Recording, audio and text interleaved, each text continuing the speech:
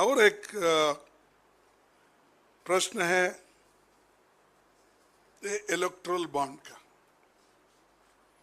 ये तो एसबीआई द्वारा 4.5 महीने मांगने के बाद साफ हो गया कि मोदी सरकार अपने काले करतूतों को पर्दा डालने का कोशिश कर रहे हैं।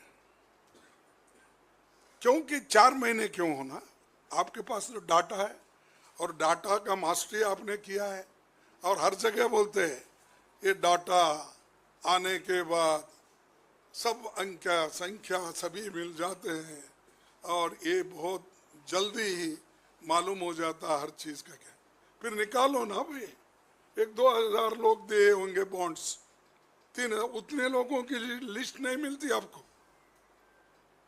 तो क्यों छुपा रहे?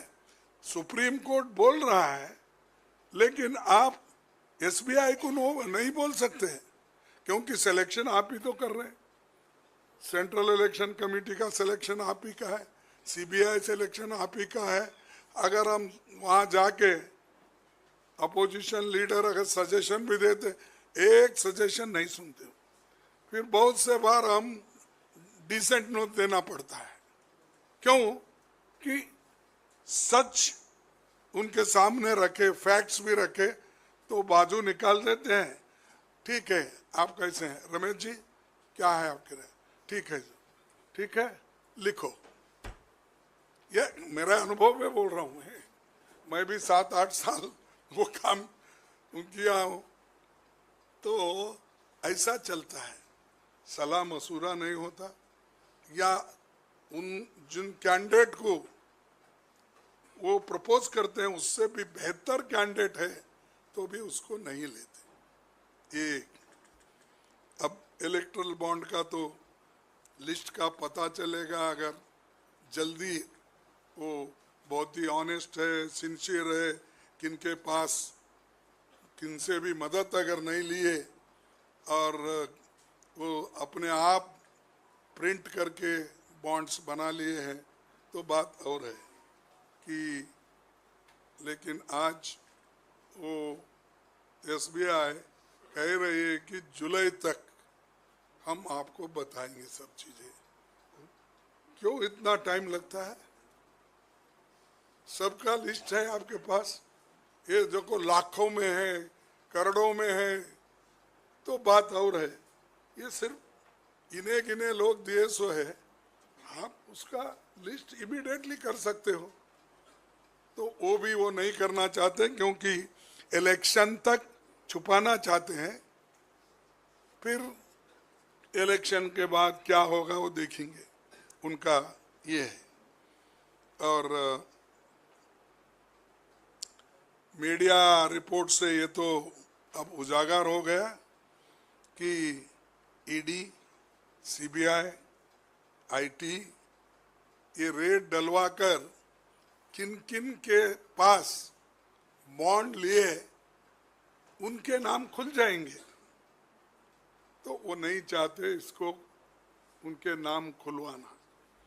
तो ये मौके और उन्होंने रिस्पॉन्सिबल है इसके लिए, वो खुद जवाबदेही है और ये उनका अगर क्लियर मंशा है, साफ नीयत अगर साफ है तो जरूर वो बता सकते हैं।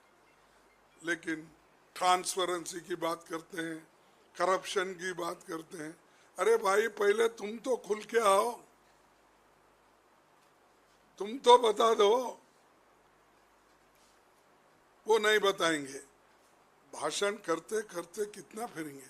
अब तो क्या है, हिंदी छोड़ दी है उन्होंने, तमिल, तेलुगु, कन्नड़ा, मराठी, गुजराती, आसामी, बंगाली, सब भाषा में भाषण कर रहे हैं। क्या लोग इतने बेवकूफ है, नहीं समझते? अरे आपने देख देख कर बोल रहे, किसी का आवाज पीछे है, लोगों को मालूम नहीं होता वो प्रोनाउंसिएशन कैसा है, किसका है। तो ये चीजें ऐसे, मैं मेरे 53 साल में बहुत से प्राइम मिनिस्टर के भाषण सुना, कोई पीछे बोल रहा है और इन्हों कन्नड़ा में इन्हों बोल रहे हैं, तमिल में बोल रहे हैं, तेलुगु में बोल रहे हैं, मलयाली में बोल रहे हैं, एक भी नहीं छोड़ रहे भाषा। आर्टिफिशियल इंटेलिजेंस, अरे भैया आर्टिफिशियल, कहीं उसकी कुंजी खो गई आर्टिफिशियल की तो आप पूरा बंद हो जाता है। अगर बटन गलत दबाए खत्म होता, तो इसीलिए ये चीजें वो कर रहे हैं। खैर, अंत में समाप्त करने से पहले आपको मुझे और 2 मिनट देना चाहिए।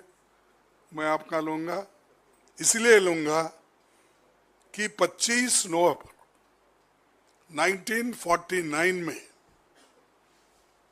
26 जनवरी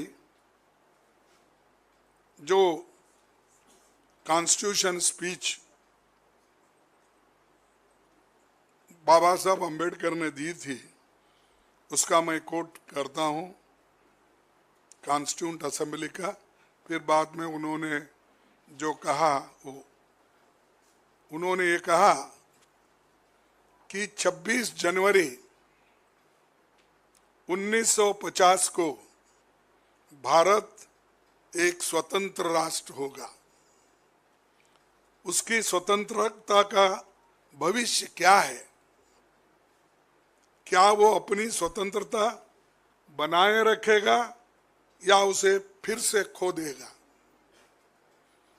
ये बात नहीं है कि भारत कभी एक स्वतंत्र देश नहीं था। विचार बिंदु यह है कि जो स्वतंत्रता उसे उपलब्ध थी, उसने एक बार खो दिया था, क्या वो उसे दूसरी बार खो देना चाहता है? ये तथ्य मुझे व्यतीत करता है कि न केवल भारत ने पहले एक बार स्वतंत्रता खोई है, बल्कि अपने ही कुछ लोगों के विश्वासघात के कारण ऐसा हुआ है।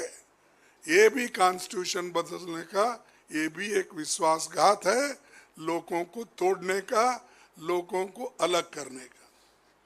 क्या इतिहास स्वयं को दोहराएगा? चिंता और भी गहरी हो जाती है कि जाति व धर्म के रूप में हमारे पुराने शत्रुओं के अतिरिक्त, धर्म के रूप में हमारे पुराने शत्रुओं के अतिरिक्त हमारे यहाँ विभिन्न और विरोधी विचारधाराओं वाले राजनीतिक दल होंगे, यानी संविधान के खिलाफ बोलने वाले भी होंगे। तब उन्होंने यही कहा, जाति व धर्म के रूप में हमारे पुराने शत्रुओं के अतिरिक्त हमारे यहाँ विभिन्न और विरोधी विचारों वाले राजनीतिक दल होंगे।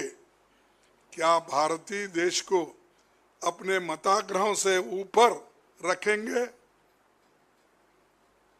भारतीय देश को अपने मताग्रहों से ऊपर रखेंगे या उन्हें देश के ऊपर समझेंगे? मैं नहीं जानता, परंतु ये सत्य है कि यदि पार्टियां अपने मताग्रहों को देश से ऊपर रखेंगे तो हमारी स्वतंत्रता संकट में पड़ जाएगी और संभवतः वो हमेशा के लिए खो जाए। हम सबको दृढ़ संकल्प के साथ इस संभावना से बचना है। हम सबको दृढ़ संकल्प के साथ इस संभावना से बचना है। हमें अपने खून की आखिरी बूंद तक अपनी स्वतंत्रता की रक्षा करनी है। ये बाबा साहब अम्बेडकर ने संविधान सुपुर्द करते वक्त उन्होंने ये कहा था। ऐसे देश के लिए, देश को एकता से रखने के लिए उन्होंने तकरीर की, लोगों को समझाया, लेकिन फिर भी उन्होंने लिखी हुई कॉन्स्टिट्यूशन को उन्हें सूचित किए अनेक विषयों को आज आरएसएस बीजेपी खत्म करना चाहती है। मोदी जी अपना काम कर रहे हैं और इधर बीजेपी आरएसएस को अपना काम करने दे रही है।